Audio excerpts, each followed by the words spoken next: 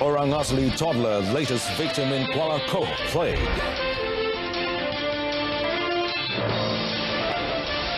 Minister ready to cooperate with police.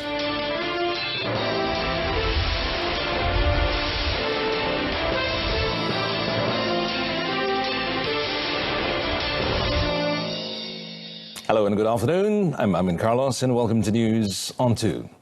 Well, a 3-year-old Batik child from Kampung Kuala Koh died yesterday, bringing the death toll of the Orang Asli tribe to have been plagued by a mysterious illness to 15.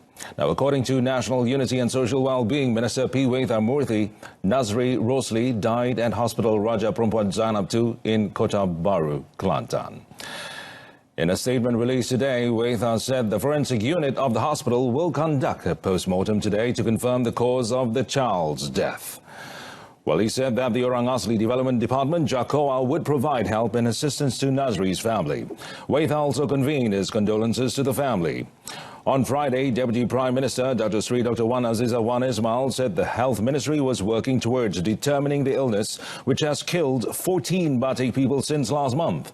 She added tests done by the Department of Environment on water samples taken near a manganese mine about 3 kilometers from the Batik settlement in Kuala Koh, and water catchments in the area were free of contaminants and complied with national drinking water standards. According to reports, the cause or causes of the deaths of the tribe have yet to be ascertained, but pneumonia is suspected to be. Victims were reportedly suffering from breathing difficulties before they died. Now, yesterday, HRPZ2 Director Dr. Salasawi Ghazali said the toddler's father, Rosli Jong, 30, had also been admitted to the same hospital due to lung infection, but fortunately had been declared free of the ailment and is still being monitored. Well, meanwhile, over 60 Orang Asli families from the Batik community of Kampung Kuala Koh, whom prior to this moved into the jungle after a disease ravaged their village over a month ago, have started to return home. Now, they had stated and started to return to their homes, which were built under the Housing Assistance Program by the Orang Asli Development Department since 2 days ago, after they were convinced that the disease would not proliferate. An Orang Asli resident, Kulim Tebu, 72, said he believed that the disease was no longer spreading and the community was now able to obtain clean water, which was available at all times. And prior to this, he said he and other residents were forced to leave the village and stayed in tents in the jungle and riverbanks because the village had run out of clean water for their daily needs. Well, Kulim said he is relieved at being able to return home while clean water has been provided by numerous government agencies.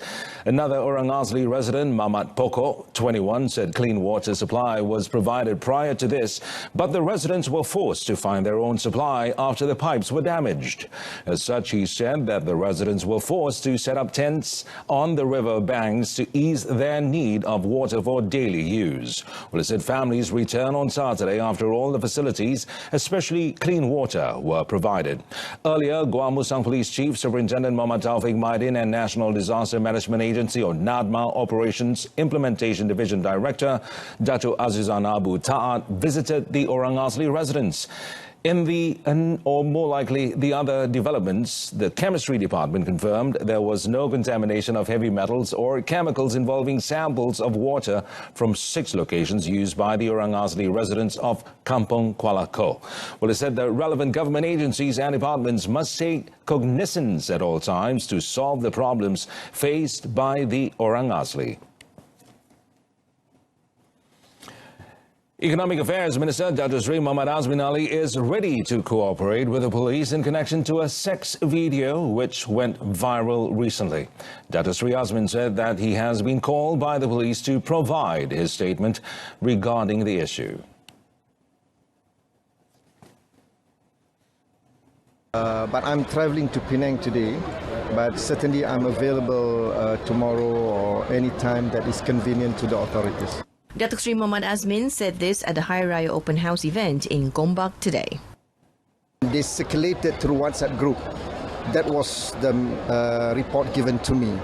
And this WhatsApp group contained all the contact numbers of the Ketua-Ketua Cabang and also the lower rank of the office bearers at the cabang level.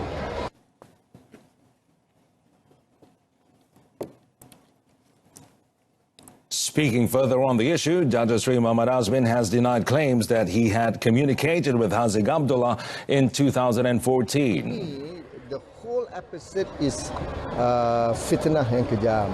So let them conduct the entire investigation. Commenting on the observation that the video was broadcasted shortly after the appointment of Latifah Koya as the new Malaysian Anti-Corruption Commission, MACC Chief Commissioner, Dato Sri Muhammad Azmin said that it is merely a public perception. I think that is the perception of the public, that the appointment of Latifah Koya has broke the camel's back.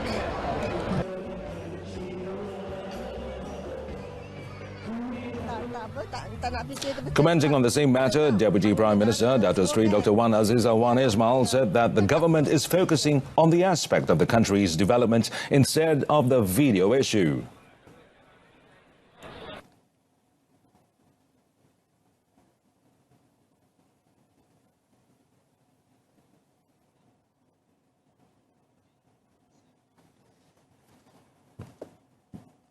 Well, PKR President Dato Sri Anwar Ibrahim rubbishes talks that his faction is behind a plot to topple Dato Sri Azmin Ali by releasing video clips allegedly showing homosexual acts between his deputy and another party man. Now, the Port Dickson MP said there was no reason for him or his supporters to be involved in such a despicable act. Now, Dato Sri Anwar said despite the allegation, he is still supported by all parties, which includes DAP, Amanah and Bersatu. Sudah ada fitnah, tak boleh dijawab dengan fitnah. Itu satu. Dan keduanya, apa alasan untuk kita buat kerja itu? Ada orang kata kerana ancaman. Ancaman apa? Dia daripada satu parti, daripada Pakatan Harapan. Dan kalau kedudukan saya itu sudah ada perjanjian, PM sendiri bagi pengakuan secara peribadi. Minggu lalu pun PM bagi pengakuan sekali lagi. Semua parti bagi dukungan. The Port Dickson MP further noted that he is convinced the dissemination of the video will not undermine the party's unity. Well, he said this yesterday at the Hari Raya Open House in Port Dickson, Negeri Sembilan.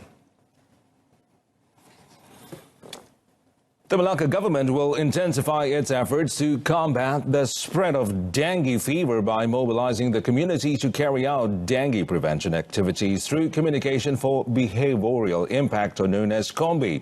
Its Chief Minister, Adli Zahari, said he hopes that the move will create awareness to the people in order to be more aware of their environment and ensure that it does not become a breeding ground for mosquitoes.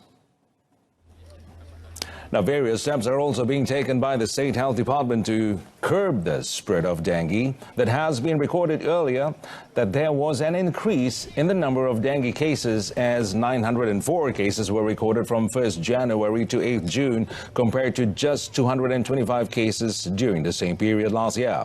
He was speaking to reporters after the Malacca Rasa launching ceremony and the Malacca State Tourism Day Aidil Fitri at the Malacca City Grand Theatre, which was officiated by Malacca State Assemblyman Tun Dr. Muhammad Khalil Yaakob.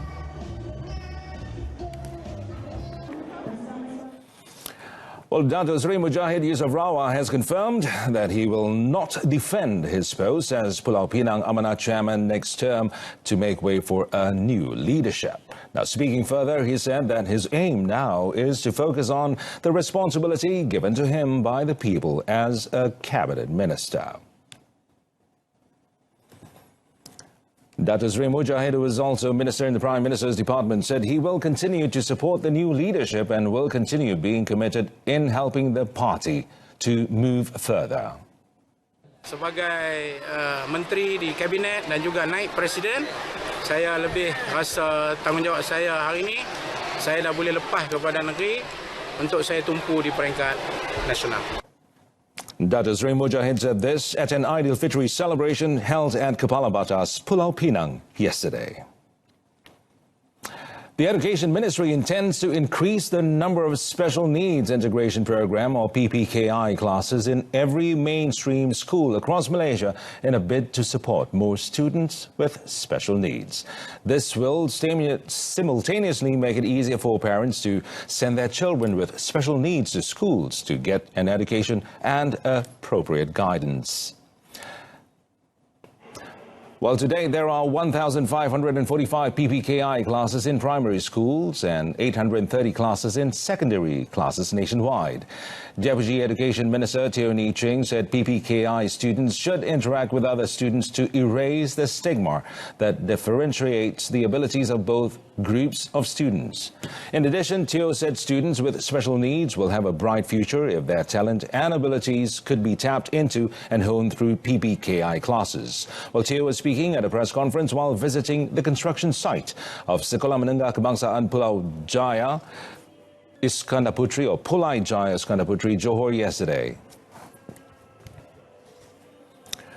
Now, the 4 family members who died near Bukit Mendi in Bura yesterday were said to be going to Serting, Negeri Sembilan, to attend a relative's engagement ceremony. Now, the husband of Siti Zubaida Abidin, Kamarul Zaman Kamis, 45, said the deceased and their youngest son, 6-year-old Akil Zikri Shah, were taking a lift in his younger brother-in-law's car as they wanted to arrive at the event earlier.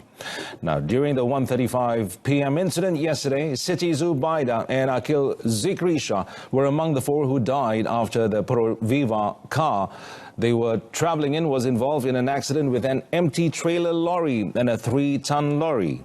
And also killed was Siti Zubaida's younger sister, Siti Rahmah, 33, and husband Nur Amri Muhammad Ali, 35, who was driving, while Siti Zubaida's and Siti Rahman's younger sister-in-law, Nur Shuhada Shukri, 29, sustained severe head injury and was still being treated at the hospital.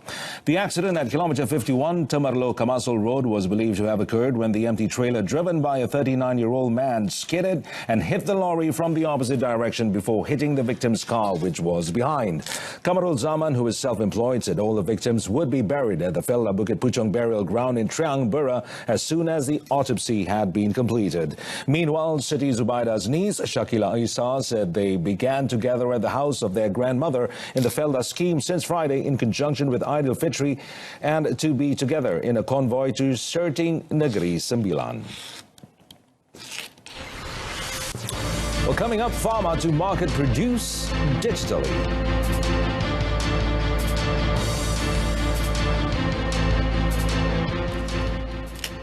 Agricultural Marketing Authority Pharma will empower the digital marketing of agricultural produce in the effort to boost the income of farmers nationwide. And Chairman Ishaq Ismail said that towards this end, the Pharma had introduced the online AgriBazaar portal and PasarTani.com, which functioned as online marketing platforms for the selling and buying of agricultural produce under the agency.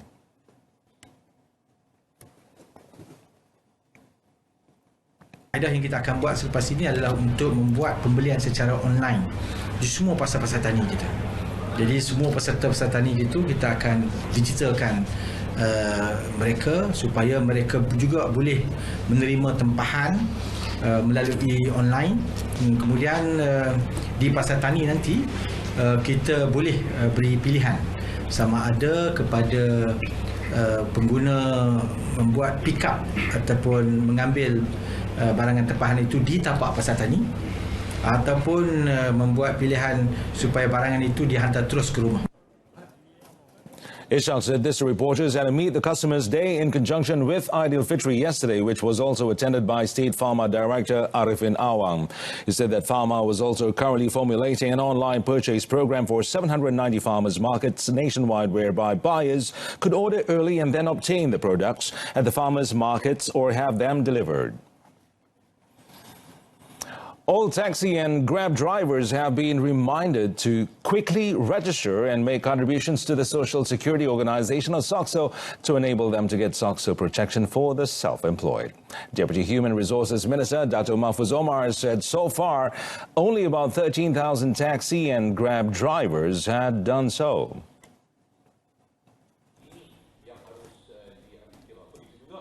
According to Dato' Mahfuz, the number of 13,000 is actually very low, even though these drivers are aware of the many benefits awaiting them under the SOCSO's Self-Employed Employment Injury Scheme, or SEIS.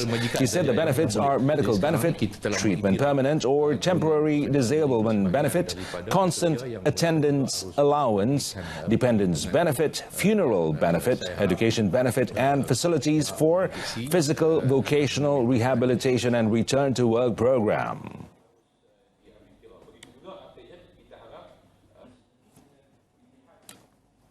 While speaking to reporters after attending the closing ceremony of SOCSO's publicity and presentation of benefits yesterday, he said there were 4 types of contributions available under the scheme, with the lowest rate of 157 ringgit 20 sen a year. The construction of the East Coast Rail Line, or ECRL project in Luak Jelebu can boost the tourism sector in Luak Johor, as well as offer more job opportunities to locals, according to Undang, or that's Territorial Chief Luak Johor, Dato' Johan Pahlawan Lela Perkasa Setiawan Dato' Muhammad Abdullah. Well, it said the location of Luak Johor adjacent to Luak Jelebu allowed the site to receive positive effects indirectly from ECRL's development in the area, as well as could be used as a stopover location for tourists from outside. Dato' Johan said in Luak Johor there are interesting places to explore, such as Batu Maloi Cave, a traditional house that is more than 150 years old, the Luak Johor Hall, which is open to visitors, and enjoy the traditional music of Tumbuk Kalang and Cha Lempong. In addition, he said visitors can savor traditional dishes such as Jangek Gulai, that's cow skin curry, and Awam Johor, food wrapped in rambai leaves and usually eaten with rendang and sambal tumis. Moreover, Dato' Johan said with the sustainable development of ECRL through Jelebu and in Johor, there will be a positive impact and will benefit the contractor that supplies sand and quarry stone. Dato' Johan said this yesterday when met after the Aidil Fitri Hari Raya Open House Undang Luak Johor held at the Luak Johor Hall, Kuala Pilah. Commenting further, Dato' Johan said in Luak Johor he had prepared all the eco-tourism products for tourists. Well, he said the local Orang Asli community produce their own products, such as ceramic products and miniature replicas of rattan houses and timber, which when sold could indirectly create job opportunities and boost the tourism and economic activities in the area. He also expressed his desire to make Luak Johor a popular destination, even though the area is not an industrial estate but a farming area rich in flora and fauna resources that have not yet been fully explored. The Prime Minister's office, in a statement on 12 April, announced that the ECRL project would resume at a lower cost following the signing of an additional agreement, or SA, between Malaysia Rail Links Sendirian Berhad MRL and China Communications Construction Company Limited CCCC.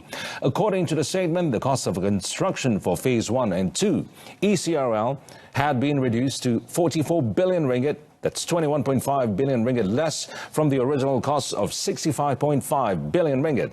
The construction of the ECRL would see a new alignment, namely Kota Bharu Mentakab, Kuala Kelawang Bangi, Kajang Putrajaya, and subsequently Port Klang. The approval by the federal government for the Pulau Pinang Transport Plan will be done in stages. Finance Minister Lim Guan Eng said the plan should be scrutinized before an approval is given for the project to continue. Saya rasa kita kena buat secara peringkat-peringkat lah. Dan perkara ini pun dah dibincang. Saya rasa biaya dibuat perbincangan. Semua aspek termasuk financial architecture di semua dibincang, tapi biaya selesai dulu sebelum kita buat pengumuman. Lim said this in a press conference held at Sekolah Kebangsaan Sungai Nyo, Butterworth in Pulau Pinang yesterday. State Chief Minister Chow Kon Yeow was earlier reported to have said that the state government is in the process of requesting for approval and allocation from the federal government for the project. The Perak government will hold a light and sound show in Ipoh by the end of this year to increase the number of recreational activities in Perak and to liven up the nights in Ipoh. State Tourism and Culture Committee Chairman Tan Kar Hing said discussions on the project were now in the final stage and it will be implemented by the Northern Corridor Implementation Authority NCIA and the Ipoh City Council MBI. Dia ada banyak komponen. Actually, kita ada beberapa cadangan. Masih finalizing lagi. Kita ada projection mapping di Ipoh. Kita ada sculpture, light and sound. Kita ada architectural design di Padang Ipoh. Tetapi belum finalize lagi. State Tourism Committee Chairman Tan Kar Hing said this at the International Design Fest 2019 in Ipoh, Perak yesterday. The program, which is in cooperation with the Ipoh City Council or MBI and Ungku Omar Polytechnic, succeeded in producing a mural and 7 sculptures to liven up the area along Lorong Hill. And that concludes this afternoon's News on 2. In our top story, Orang Asli toddler, latest victim in Kuala Koh plague. Now join us again at 7 this evening. I'm Mohammed Amin Carlos, and thank you so much for watching.